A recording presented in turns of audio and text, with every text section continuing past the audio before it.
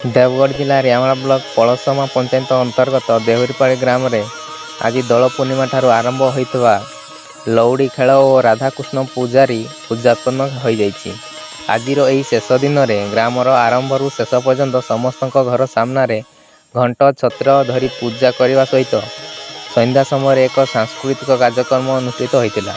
यह कार्यक्रम में मुख्य अतिथि भाव पूर्वतन जिला परिषद ललित मोहन प्रधान, ग्रामर सभापति रमाकांत लहरा, कोषाध्यक्ष शशिभूषण साहू, यही अंचल युव सांबादिक तथा समाजसेवी नीलेश नायक और सांबादिक मनोज प्रधान, ज्ञानेन्द्र प्रधान समाजसेवी, रंजित प्रधान पलसमा सरपंच, सुशील कुमार देहुरीपाड़ ग्रामर वार्ड मेंबर, सुरेश साहू ग्रामर वृद्ध वयस्क व्यक्ति भाव में अर्जुन प्रधान एवं गोपाल समाजर समस्त मेंबर उपस्थित रही सहयोग करथिले।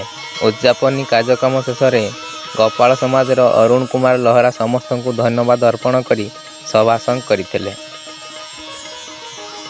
देवगढ़ नीलेश नायक रिपोर्ट, स्वागत टीवी ओडिशा।